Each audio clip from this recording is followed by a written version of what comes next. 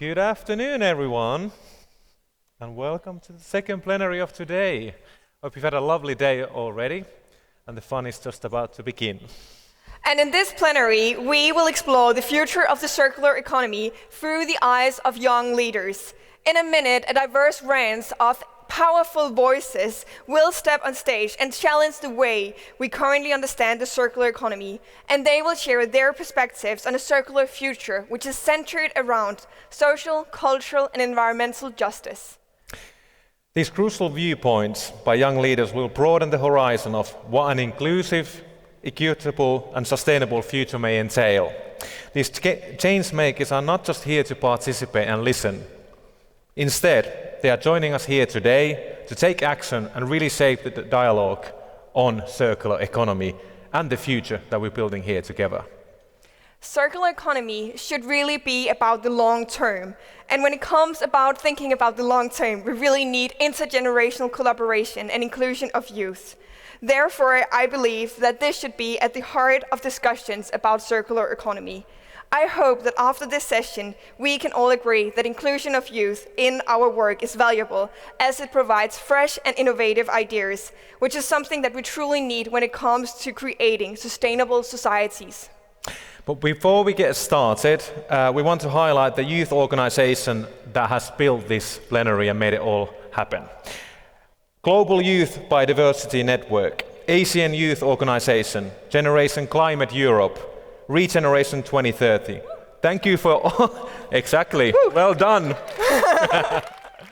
That's the spirit. We want more of that today. Thank you all for your hard work in making this plenary happen. And this plenary will consist of 3 parts where you can really say woo about all of them. First, we will hear a keynote that addresses youth inclusion in circular economy decision-making and innovation. After that, we will invite on stage a panel to challenge our thinking about the circular. Finally, we will be hearing visions for system change. And the really interesting thing about this plenary is that during this session, each speaker will be highlighting one key action or concept that they feel is necessary to build a truly circular and just future.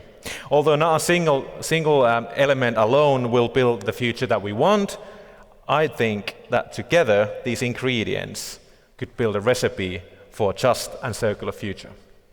But first, I would like to invite Susanna Malinkovic-Kwa to the stage to give a keynote speech. She is currently a student innovation manager at the Danish Technical University Skylab.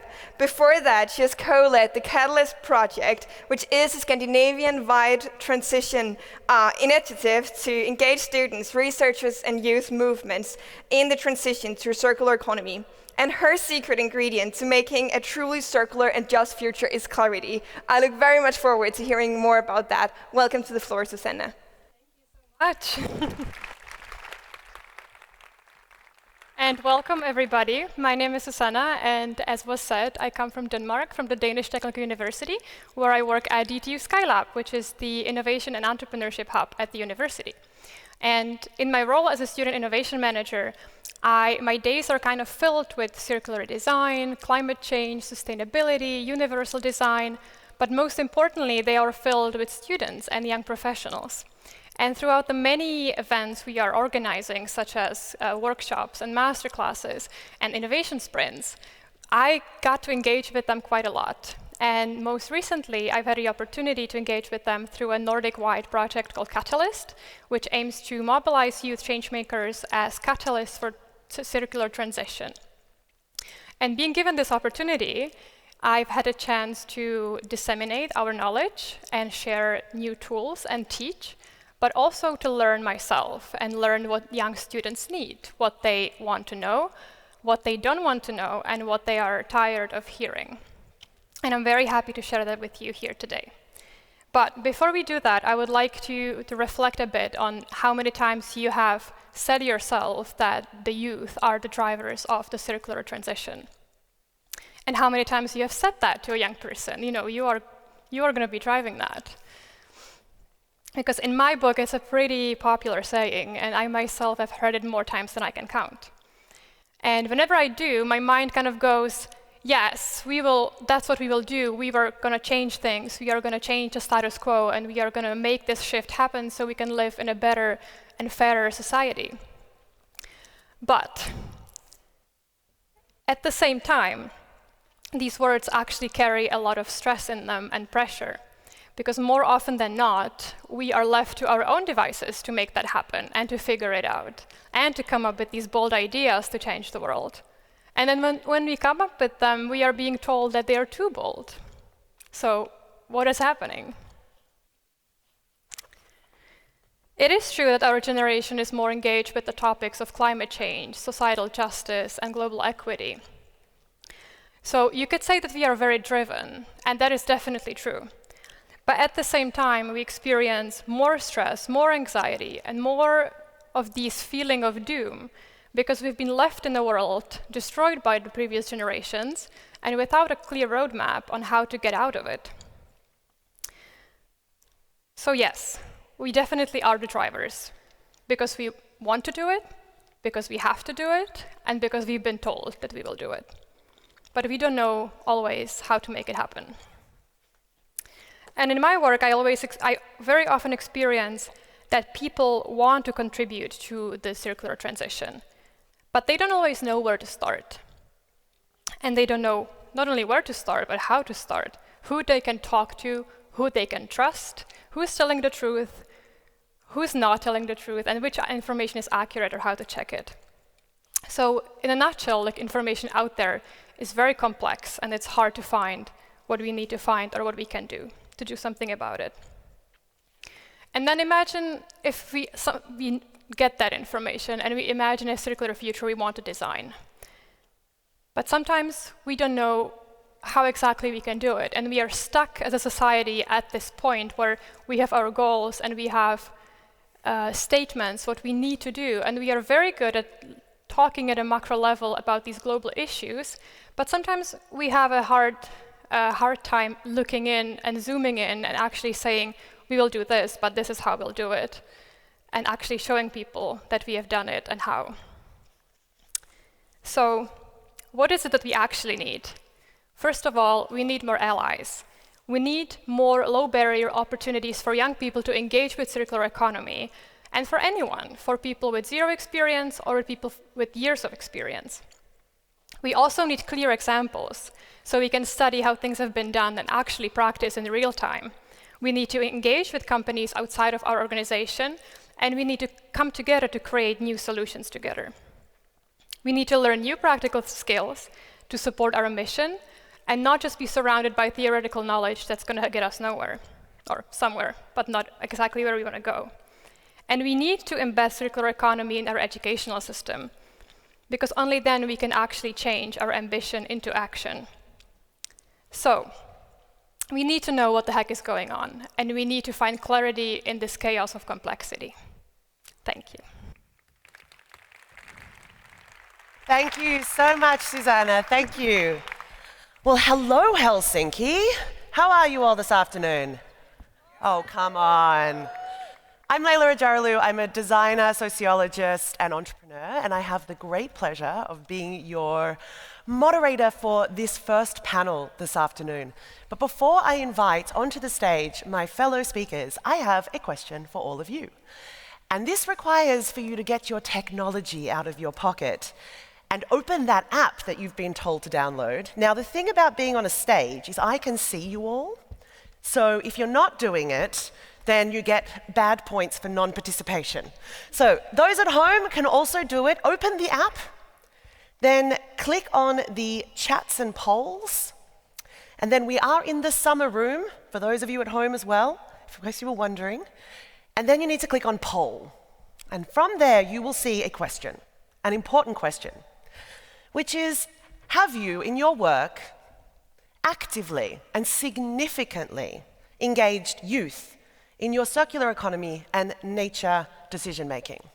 So as I am waiting to hear from you, I would like to invite to the stage my fellow speakers for this afternoon session. I'd like to call to the stage Agata Meisner, Kitikun Suksang. Please join me.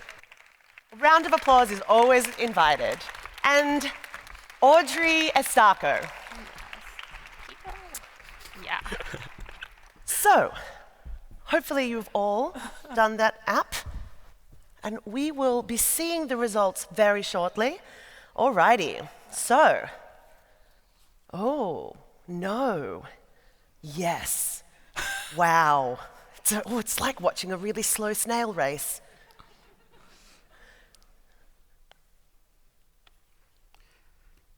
Well, I think that it's very encouraging to see that there are so many of you who have done this, and that is exciting. But equally, a number who haven't. So this session is shared for both of you. So as we're watching our polls come in, I'm going to invite my fellow panelists to introduce themselves. As was mentioned at the beginning, we have been invited ourselves to think of one key ingredient that is critical in our opinions with our expertise on what will help make a circular economy possible. So you'll be hearing from each of us an introduction to our work, what brought us here to be sitting in front of you today, and our key ingredient. And I'm going to invite Kittikun to start. Okay, thank you very much, Leila. Hello everyone, my name is Kittikun Saksung. You can call me Bright as well. And I'm a coordinator of the Global Youth Biodiversity Network for Asia and Thailand. And for the key ingredient, my key ingredient will be meaningful participation. Yeah, it's this word because when it comes to participations, only participation solely is not going to be enough anymore with the situations and the things that are happening currently for our planet. But participation itself, we need to know as well of how beneficial it is or how impactful it is to the project, to the people, to the young people in those project or activities. How are we benefiting from them and how it can actually change the world. So is that what you mean by meaningful participation? Yes. Right? So being invited to just show up once or twice isn't meaningful to you. It's really about long-term engagement. Yes. Do you have any examples of how you've had that in your work? Yes. So actually, when it comes to meaningful participations, later on I might share some more. But if some of you have heard about like 8 letters of participations, anyone have heard about it? I'm not sure. Yes, thank you, Agata. Yeah, so that letters is something you can Google it. Did you say 8 letters? Eight letters Okay. of youth participations. So in there, you will find out like, the different levels of non-participations, some kind of participations, and also like effective or like ideal kind of participations in there.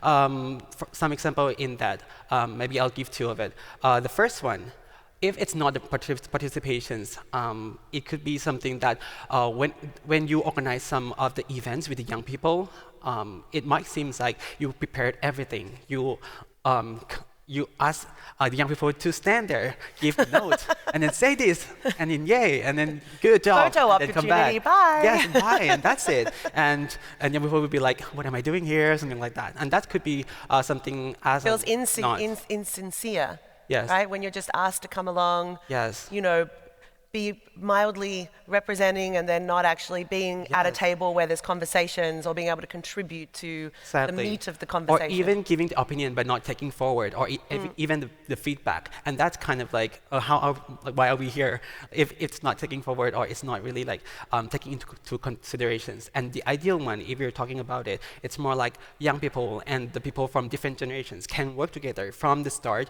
to the end, make a decision together, and make the most effective things that most responsive to every generation. Intergenerational, which for those of you who are a sustainability nerd like me will know, one of the key definitions is intergenerational equity. Yeah. To make sure that we are preserving, conserving, and restoring nature and all of the resources for the current generation and for futures. And I think that's a really key point, that it needs to be not just young people, but cross-pollinating across different generations. Thank Exactly. you. Thank you. All right, Audrey, take it away. Okay. Hi, everyone. I'm They're Audrey. very responsive, this audience. I feel the love. All right. I'm Audrey Estaco, and I'm based in Ghana, West Africa. I currently lead an organization under under regenerative agriculture, at the intersection of regenerative agriculture and carbon financing. What we do simply is work at the local grassroots levels in countries like Ghana and across the continent to restore degraded landscapes. How? So a farmer in Ghana, in the southern part of Ghana, specifically the Volta region, for instance, there's a farming community that generates tons of biomass waste from processing mills, so sugarcane, rice, and all they would do is either leave it, openly dump it, or burn it. So at the core of what we do is harness the power of people. We work and partner with the farming communities, converting that into regenerative soil solutions, specifically sustainable biochar and other blends that would help improve their soil health, create more accessibility and availability of it. And then now our goal is to close the loop by incentivizing them to implement more regenerative farming practices that would help de-risk the transition from conventional ag to regen ag. Very passionate about making sure the farmers that we work with have their economic livelihoods transformed as a process of adopting these practices they hear about on a daily. Thank you. And what's your key ingredient? Harnessing the power of people and giving power to the people. And what do I mean by people? People that are historically marginalized, underserved. Let's go back to the women and the youth. How do we build community around grassroots, not neglect them, bring them to the table, and absorb and assimilate their knowledge and their experiences to create more sustainable, resilient business models and strategies that would outlive us. Yeah. Amazing. Thank you. Agatha. Yeah, hi everyone. Thank you so much for the invitation. My name is Agatha. Hi. The first row is much more eager than the rest of you, so you gotta catch up there. The bands in the back are still on their phone. So I'm an activist, I'm an environmentalist, and when I was a kid, I wanted to be an inventor, because I wanted to challenge the way things were done, and I wanted to address our world challenges in a different way. Now, I'm not an inventor, but I am doing that now by advocating towards decision makers with new visions for our future. And this is also what we do at Generation Climate Europe, which is the largest youth climate coalition at the European level. So we basically want to work to ensure that the interests of young people and future generations are fully considered in decision-making processes on environment, on climate, and of course also on circular economy. And we approach the polycrisis that we're experiencing with this systemic perspective, with that call for a new vision for economy, for a post-growth economy. And that means an economy that guarantees, on one hand, these basic fundamental rights and basic services, but on the other hand is limited by the planetary boundaries. And this is really the key ingredient I think we need to bring into that conversation. Amazing. And I mentioned my name. I'm Leila. I'm a designer. And my key ingredient is design, actually specifically redesign, because every problem that we face right now today, the polycrisis, as you say, is a design problem. Humans created it, and therefore we can design ourselves out of these issues. And most people think design, they think of chairs and interior furniture and whatnot, but it's actually everything we do, from how we organize our lives, how societies are constructed, policy, products are designed. It is one of the most powerful tools we've created as a species, and therefore it is something that can be harnessed with intent and integrity to transform our problems into opportunities. And a lot of the work I've done over the years I've been in this space has been to create educational tools that really transform people's understanding. I run something called the Unschool of Disruptive Design. I also run another thing called Swivel Skills, and I'm just really passionate about helping equip people with the practical tools for transformation. But I really want to give the most time here on this stage to you guys, and I want to open up the conversation by asking, we know, all of us here, we are passionate about the circular economy. We understand exactly what it means. that we need to disrupt the linear and unsustainable economy that we're already in. And in order to do that, we need to create new services, new policies, be entrepreneurs. So tell me then, what is one obstacle and one opportunity that you each see as being critical to the transformation? Agata? Yeah, thanks a lot. So I definitely agree. I mean, we need to disrupt that linear system, but I think most importantly, we actually need to address the elephant in the room. And that is that false notion that we can continue to grow our economies in a sustainable way without destroying our planet. We are often being fed these fairy tales of green growth, of this never-ending efficiency that's going to save the planet and the technology that's going to save us all. But it's a bit like with a McDonald's meal, you know? It's quick and easy and tempting, but it leaves you hungry very quickly for real, nutritious food. And this is just the same here. We need that real solution that fuels that well-being of people and the planet. And you know, from a scientific perspective, we have seen that there is no evidence that it's possible to absolutely decouple economic growth and environmental pressures. And that means doing so from all environmental pressures. So that's not just carbon emissions. It's doing that both in the national territory, but also the impacts abroad.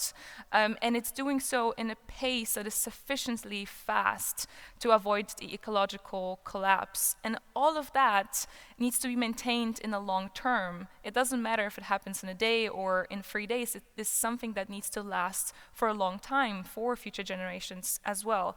So before you come and say, well, okay, but we've had examples of relative decoupling. Yes, we have seen examples of relative decoupling, but they were in a short term. They were, for example, for just greenhouse gas emissions. And there's no country in the world that has achieved absolute decoupling. And that's something that needs to be said more and more in these kind of discussions. So I think we really need to see this as an opportunity to transform that circular transition into that new vision of prosperity and progress in the way that respects our planet's limits, but also in a way that enhances well-being.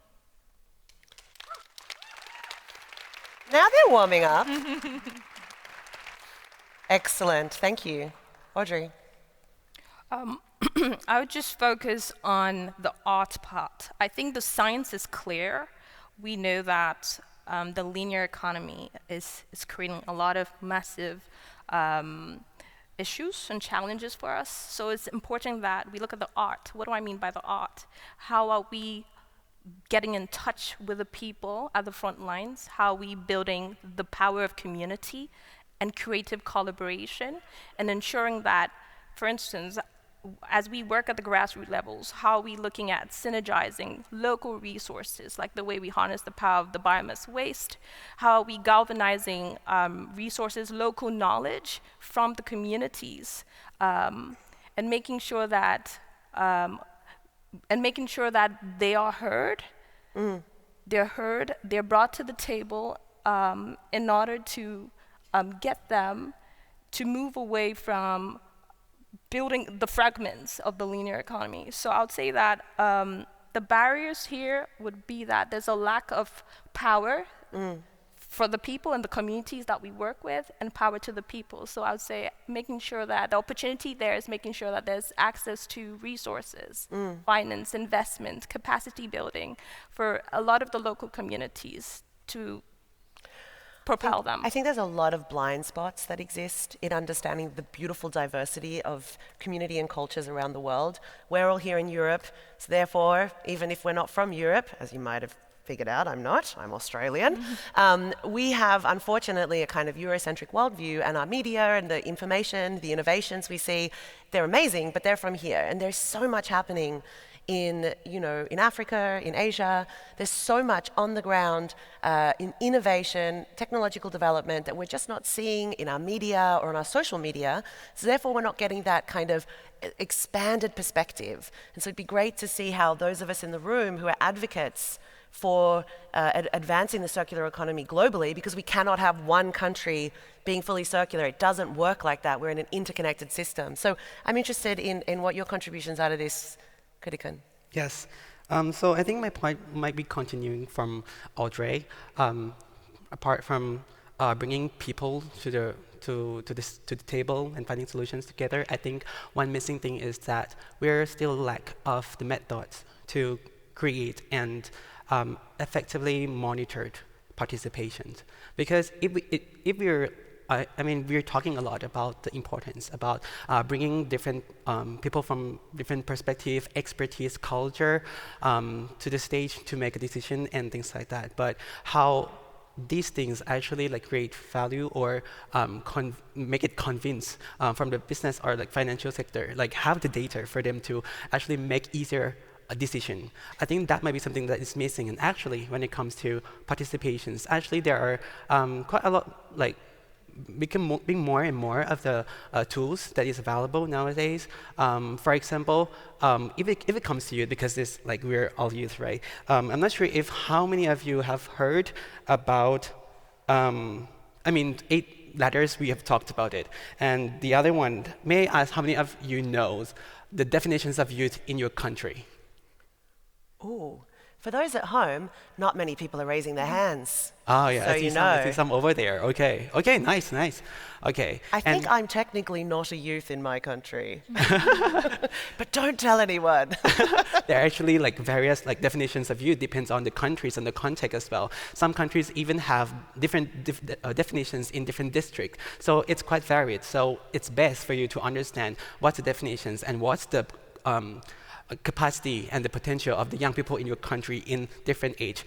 Youth from the primary, from the secondary, or even at the university, they have different capacity, and you need to think or design different approach to work with them as well. And another tool, may I also ask, how many of you have heard about Youth 2030? Say again? Youth 2030. Youth 2030. Again, a couple hands. Maybe their arms don't work. Hands. Nice. Maybe okay. that's what's going on. Yeah, so Youth 2030 is actually one of the programs from the UN as well. There is a program to measure the progress of UN youth strategy.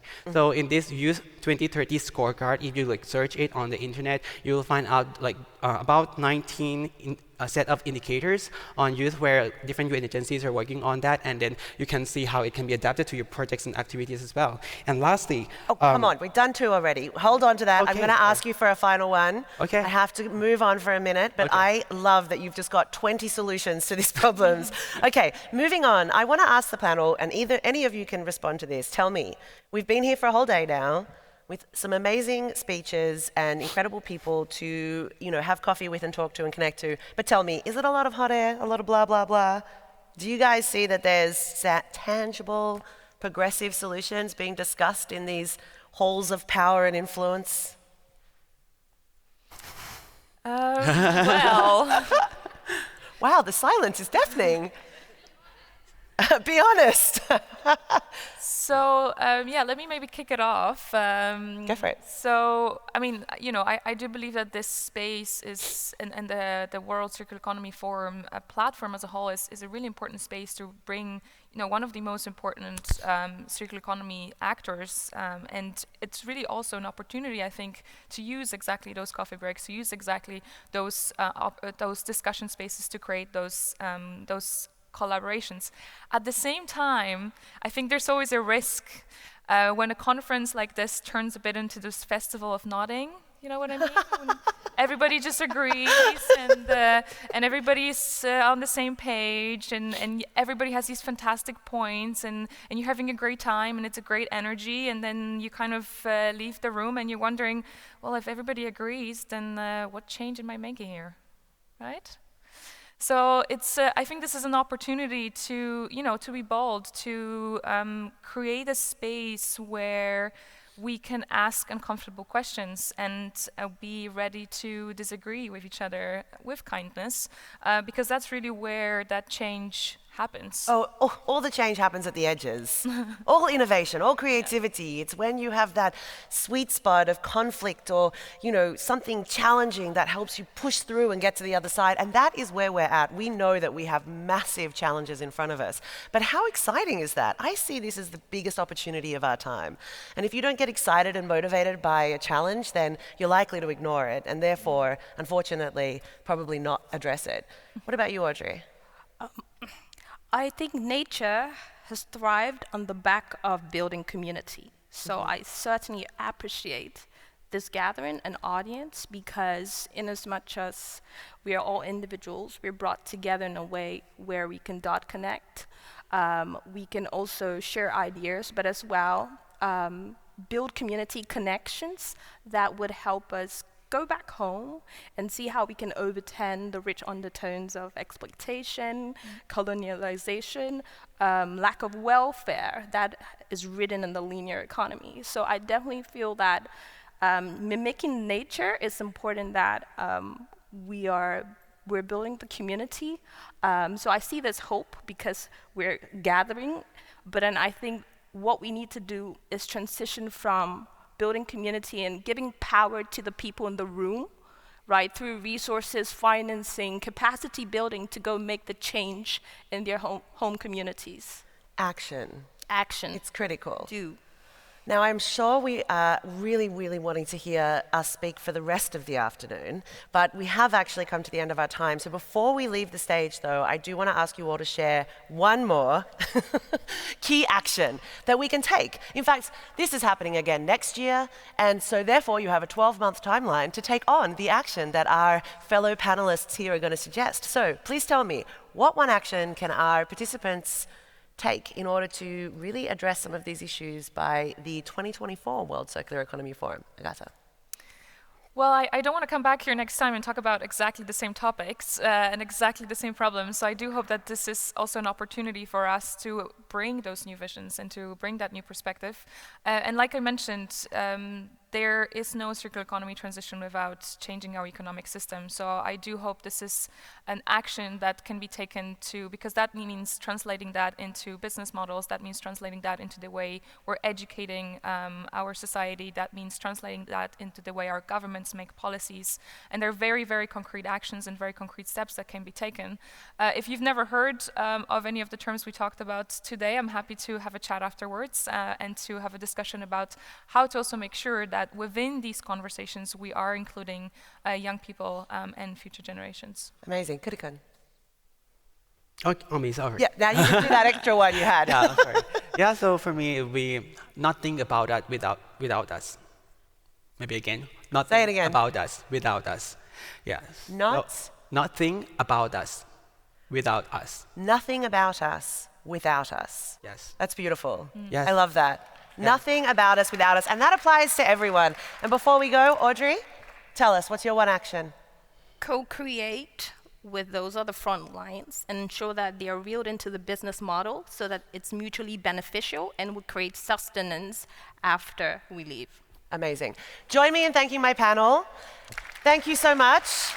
Thank you. And I highly recommend you grab them in a coffee break and pick their brains a little bit more because they have a lot of value to add and things to share. Now, quickly, before I leave you all, there's one more question I have for you. So take out your apps again for all of this, fun technology interaction, and you'll go to the same location that you just went to, except for instead of clicking poll, you're actually going to click on the word cloud. Thank you.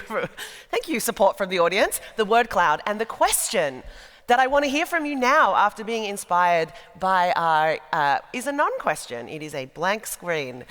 The question I want you to respond to is, what is one key ingredient that you believe will help us transform to the circular and just future we know that we can get to? What is it? Let's hear from you. I'm actually going to invite up where's Kimmo? Is he here?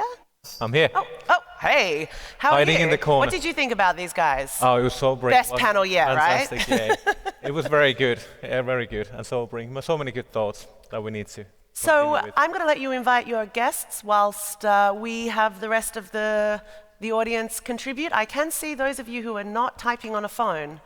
Participation tends to involve you doing the thing. I know you don't like instructions and you're all rule breakers, but Off we go. It's all quiet in here. I know, it's awkward. It's uncomfortable. Let's bring yours up, Okay. and then we'll hope the tech people put the word cloud up. Yeah. I'm actually enjoying the silence for a moment. It's a very Okay, oh, here we go. Great, yay! Collaboration wins out. Amazing, degrowth, inclusion. This is, everyone take out your phones and take a photo of this, because this is a really beautiful representation of what the circular economy community believes we need in order to get us to a better future that we know we can design. Thank you so much. I'll leave it over to you. Thank you, Leila. Thank you very much. Round of applause, Leila. And it's really my pleasure to continue the conversation with three brilliant minds with our next panel minutes of 20 minutes. Kira Dignan is an activist committed to pulling the emergency brake on the root causes of the climate change and biodiversity crisis. Kira now leads Regeneration 2030, a youth movement building power for just sustainable transition in the Nordic and Baltic Sea region. Lovely to see you, Kira. A round of applause, please. Helena Kualinga is an Ecuadorian environmental and human rights activist from the Quechua Sarauca community in Pastaza, Ecuador. Helena has co-founded the organization Polluters Out and leads an international coalition of youth that demands the removal of fossil fuel companies from the indigenous lands. Lovely to see you, Helena. Thank you very much. And Guntari Chanakoenkao is a young political journalist at the Thai Parliament. In March 2023, Guntari joined the very first Asian Youth Economic Forum to develop 3 circular economy policy recommendations. Lovely to see you all, and very much pleased to have you here with us. Thank you, and welcome to the forum. I've got to ask first, after that first panel, you were there in the audience, listening to that discussion. What were your first thoughts or the main messages that you got from that conversation? Helena, would you like to start? Yeah, that was an amazing conversation. It's always fun to connect and see other young people that are working on so many different aspects of all kinds of on the solutions of the climate crisis and the environmental crisis. So thank you, Audrey, Agata, and Kitikun, for your contributions and for your super valuable insights. I love seeing young people taking up space and not being apologetic about it. Fantastic. What about Kira? Yeah, for me, it's something that Agata said that really stuck with me, that I've been thinking through today, that circular economy can be something they call a floating signifier. You know, it's a big sticky word that can encompass a lot of meanings, and sometimes those meanings are a bit conflictory. Now, we need huge change if we're to stop the biodiversity and climate crisis, and that's going to be change that not everyone is going to be happy about. So I'd be really happy to see, you know, through today and tomorrow and for the accelerator sessions at the end of the week, for us to be willing to embrace some of that conflict and have some of these difficult conversations. Excellent, good point. And Guntari, what were your thoughts on the previous conversation? Well, first of all, I would like to say hi to everyone. Swadee ka. Well, this is my first time here in Europe, and I'm very excited. Well, I'm a political journalist, and like 2 weeks ago, I had to report live about the election, but to be honest, I'm not as nervous as I'm sitting here.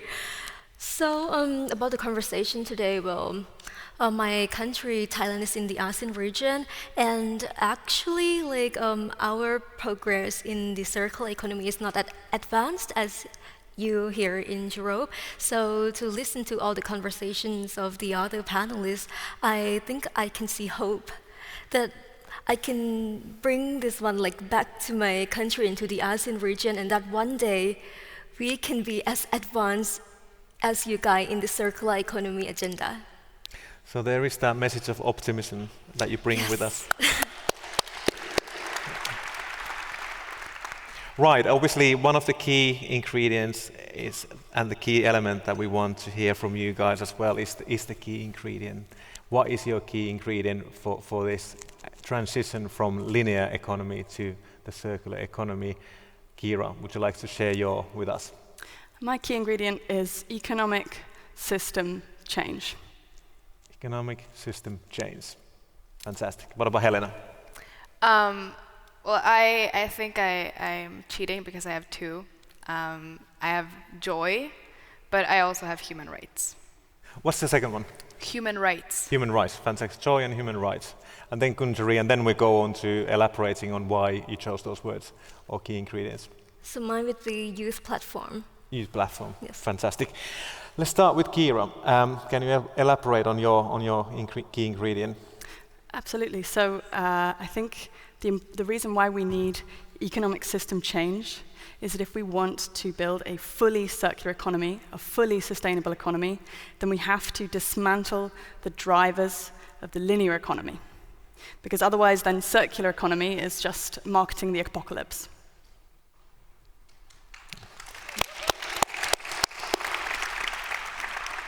And now, Helena, joy and human rights, they're very kind of different concepts. Or are they? Please elaborate. I say joy because, well, I come from an indigenous community in the Ecuador and Amazon, a community that's been on the front lines of both the oil conflict, a lot of violence because of oil exploration, a lot of human rights violations, and also facing the climate crisis firsthand, and the social impact of the oil activities and so on. And so we've seen a lot of violence throughout my childhood, still today, and we could not get through the day if we didn't have joy and if we didn't have community. And that's why I say joy, because we can continue this if we couldn't find something positive, something to be happy about, something to smile about every day. And then I say human rights, because I think when we're talking about changing economic systems, transforming economic systems, we need to do that because these economic systems are not putting human lives first. And that is the entire issue, that we are exploiting people. We're conditioning people to we're condemning them to a situation where they cannot live, where they cannot have security, where they cannot find safety. And therefore, human rights is essential to transform the economic systems. Valerie, the audience is waking up now to your powerful message. Valerie Hickey from the World Bank said in our first plenary earlier this afternoon that linear economy is destroying lives, and when I'm listening to you, Helena, that kind of rings true, that what you're saying now on a really kind of concrete and really in a nasty way as well. What do you think of Valerie's words? Linear economy is destroying people's lives. Is it embedded there, like inherently embedded in the whole economic system of linearity? Yeah, I think it's been based on both exploiting nature and people. And economic growth has always been priority, while it should be the other way around. If we did have an economy that did support both nature and humans, then it would be the right kind of economy. But now it's the other way around, and that's why we need the transformation. Fantastic. And Kuntari, your key ingredient. Well, mine is the youth platform. But when we're talking about the word platform, like if back in my country, we'll think about the e-commerce platform, like the Alibaba thing. But actually, the platform that I really mean is like the opportunity or a space for youth to like can share their ideas and their thought on what is the changes that they would like to see, or like the things that could like to discuss, the thing that could help. Sorry, to like lead the circular. Like some water. It's okay. Yeah. Like to lead the circular economy in the region. Well, the reason why I choose the youth platform, because the vision about circular economy, like in my opinion, I think it should be the world where youth should be able to fully participate or be fully supported by the government or like the private sectors in order to enable the circular economy agenda. Like whether it's their role in the policy making process or the law making process, or like maybe be supported financially or technologically to the youth-led companies. And one of the most important thing I think is that how can we like encourage youth to be a good consumer and responsible consumer. I know it's an old idea for European people, but in the ASEAN region, like we really need it. Yes. Thank you very much. You mentioned there being a good consumer. There's that definition of what is a good consumer, how can we consume well or sustainably. What kind of thoughts come to your mind, Kira, about the idea of good consumer and consumerism in general? I think it's interesting that we've come to accept consumerism as if it's sort of a natural part of being human, when it was actually a very deliberate political decision that happened in the last 100 years to bolster a particular economic system, the linear economy. I don't have the exact conference to mind, but there's a hilarious moment where it was in some American conference where they said, we need to make people consume, consume, consume. And I think the way it's become embedded that we have to all think of ourselves as consumers can be, I might respectfully disagree that it's the most helpful way for us to think of economic change. Because I think as consumers, it's very difficult to change the system, because that's the core unit that we are in the current linear economy. So I prefer to encourage youth to think of themselves, think of ourselves as political subjects, as activists, as members of communities, as members of this global community, because that way we can, from outside of the system, build power and change the system from the outside.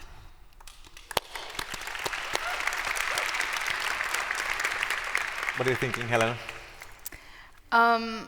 When I think about consumption and kind of where we are at as, I don't know, as a society and facing the climate crisis, I can bring to you an example of something that really concerns me, and it's for a long time in the Amazon we faced the threats of the oil companies, and we still do, and they're still there.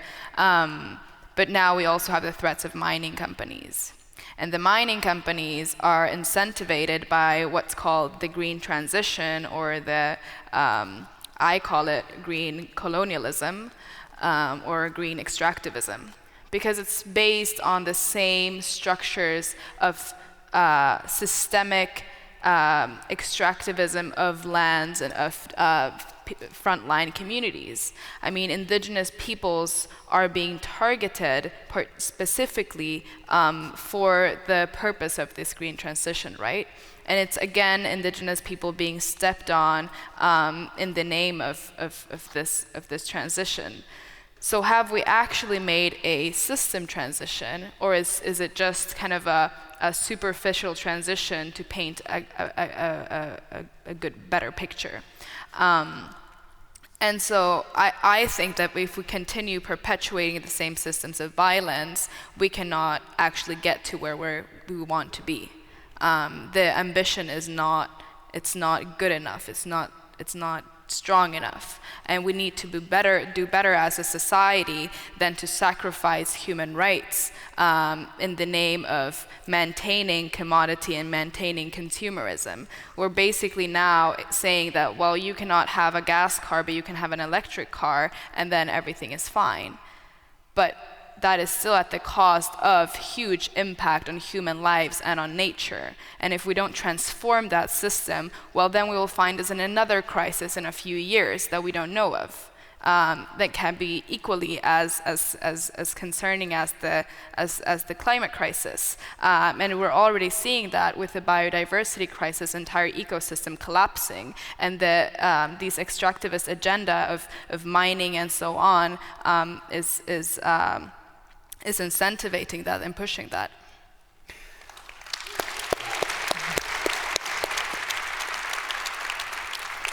In the previous panel, Leila did an excellent poll on the audience, and quite big percentage of people here were saying that I would like to learn more. I know some of it, like circular economy and working with younger generations. So can I just pick up your brains a bit in terms of like, what would you say to these people that are really willing to like collaborate? That was one of the key words, if not the key word earlier. but don't exactly. They want to gain more understanding about the issue and how we could intergenerationally work together. What would be your main message to these people in this room and everywhere? There are over 6,000 people watching us online around the world. Would Kirva like to start? Well, I think one of the best ways to learn from each other is to go to youth-organized spaces. So these are spaces where we can set the agenda, we can build collectively our own agenda, as you said, platform. Having a platform is so important. And particularly youth activist groups who are able to do that work outside of the system. We, for example, at Regeneration 2030, we have a gathering every summer where we bring together community leaders, politicians, business leaders together into the same room as young people and youth activists. And we get people to leave their roles and their hierarchies outside and to try and meet one another as humans. And this we find a really effective way to get outside of the very strict role that you might have in your company or in your job, and actually come through and hear what it is that the youth activists have to say. Fantastic, thank you very much. And Gunjari, what would be your message to people? Well, to the people who wanted to work with the youth on the circular economy and other related terms, please do. We also wanted to work with you too. In Thailand, our youths are very enthusiastic about this. We also support the Clean Air Act. It's the law that would allow us to sue the companies that produce air pollution and also encourage them to use cleaner technology. But unfortunately, our government, I'm not sure if they're sitting here or not, I'm sorry, but denied this law. So, actually, I think we really needed you guys, the big companies, government, and local authorities to really listen to our voices. That is why my key message is the platform, the youth platform. Because, it's not only us sharing our ideas, but I wanted you, the big person, to, listen to our voices and take it into action. Thank you. What is Helena, what is your message? Yeah. I completely agree with Kushari. Earlier today, I was speaking at this meeting between parties around the climate crisis here in Helsinki, actually. And I was the only young person in that room, and I addressed this. And I think there are ways to get young people engaged and learn about the kind of arena of what decision-making means and so on in different spaces. And it's really, really important that what she's saying, it's platformed. And for me, a lot of the work that I do, it's about justice and making sure that human rights are respected and that we find justice in these processes. And if I'm going to say something really concrete that all of you can do, and it's do an assessment of what the impact is on indigenous peoples and on human rights. I know a lot of thank you. I know it's already been done, and I know there's a lot of interest, and I know there's a lot of guidance and a bunch of toolkits, but it needs to be better. And you really need to do better when it comes to human rights and when it comes to indigenous people's rights. And we also need to see that indigenous people's rights are very particular. So what does actually indigenous people's rights mean? What does free, prior, and informed consent mean, which is one of the most important parts of indigenous people's rights? And how is your company or your unit or whatever you're working on, what kind of impact are you having? And I honestly think that most people don't know. And most people don't know what kind of impact they're having. They don't even know that they are having an impact. And that's where it starts. That is where you start addressing it. And please do keep in mind that indigenous people and autonomous indigenous territories is the most efficient way to protect the world's ecosystems. Just in my community, we're 1,200 people. We're protecting 144,000 hectares of pristine rainforest. That is more than double the size of Helsinki, or the entire Helsinki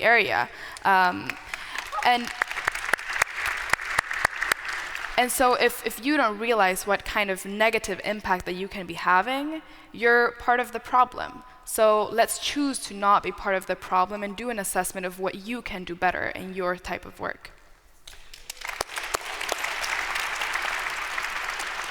I think the previous panelists, they really well summed up that every change needs that feeling of uncomfortability, the feeling that I don't know exactly what's happening, a realization that I need to learn more.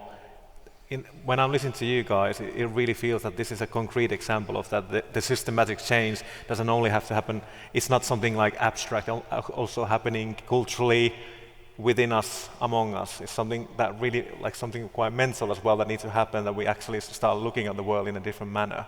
What are you saying, Kira? In terms of like that, like Helena was saying about that everything, lots of problems are externalized. We are living our lives here, and then problems are externalized.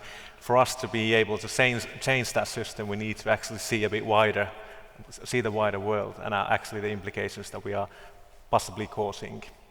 Yeah, absolutely. And we need to think about what our bottom line is. So often when we talk about the measures that need to happen, like, for example, we say we need to give land back to indigenous people, we need to prioritize people and planet over profit. We are told that this isn't possible under the current economic system, or this isn't profitable enough. That cannot be our bottom line. Our bottom line has got to be the biosphere stays intact, and we live in a world where we can flourish. And it cannot be anything else.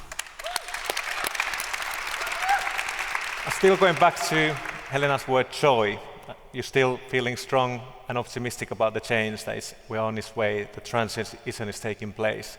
Very briefly at the end, Gunjari, are you optimistic that we are on our way to the proper change, the systematic shift? Yes, definitely. Excellent. Kira?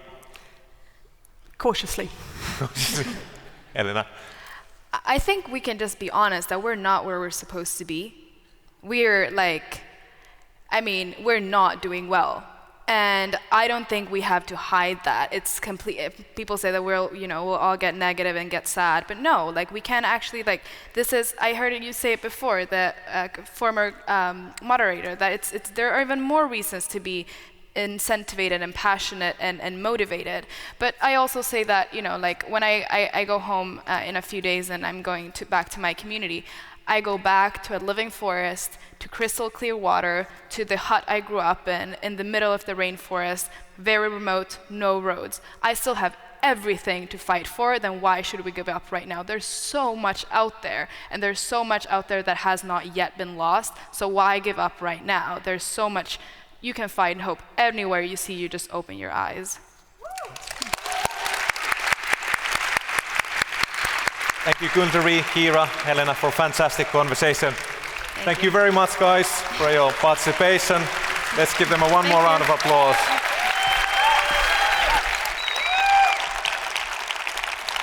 Wow. I'm sure all agree with me that it's been a very eye-opening, thought-provoking, challenging afternoon, but very important one. And thank you so much. In the beginning, we promised that they would be challenging the current way of thinking. And I can say, Kimo and I, we kept our promise. Yes. I believe a lot of you have been quite challenged, and I think that is wonderful. In a good way, my head is spinning in a way. There's loads of information, thoughts, trying to get my head around them probably tonight, still in my sleep. But that's a good thing. That's a good sense of change. Right. The young people here today, they definitely highlighted the real important fact that the local communities, they play a central role in transitioning to a circular and just economy. And to finish up the session, these really kind young leaders have a final surprise for all of you. In a second, we will invite 4 young dancers from Southeast Asia on stage. Through 3 different cultural dances, these young leaders want to highlight the need to leverage circular solutions that respect and leverage local conditions, traditions, and resources. We will get to experience 3 types of different dances. The first one, the importance of fish catching as a source of income in the Philippines. Pagdango Salava. Hopefully I'm saying this remotely right. I apologize if it's not going near there. Secondly, working together in rice fields in Thailand, Esan Lambleam.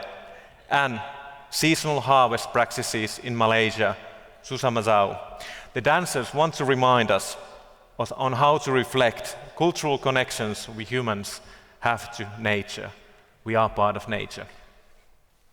And without further ado, the stage is yours.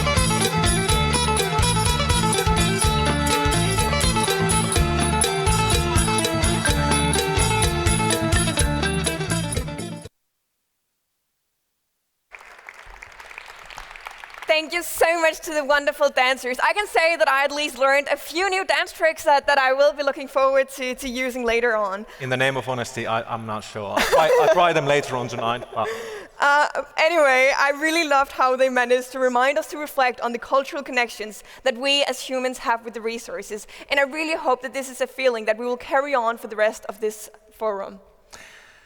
It's been a really, really interesting and information-packed hour. Let's do one more vox pop. With this time with the old-fashioned style of shouting. Everyone who said and thinks this was a good plenary and you got some new ideas and thinking into your kind of perspective, shout now. Whip! One more time. Whip! I think we can all agree it was pretty good. Thank you very much. How lovely is that? And I can definitely tell that you guys are ready to keep up momentum for these young leaders. We need to ensure that all of these words that have been said are being transformed into tangible actions. I also hope that you guys will continue also discussing what other key ingredients that you might have which is needed to make this circular transition, because we also need you guys on board to truly have an intergenerational collaboration. Fantastic. Right, it's been a really productive day. Thank you very much from us, from the organizers, but the fun is not over yet. We can now move on to, from the summer hall into the next venue, where we are going to continue networking, conversation with some live music and buffet, and carry on the evening together. So bit by bit we can go there and enjoy our rest of the evening together. But anyway, thank you at this stage. Thank you very much from us, and see you tomorrow.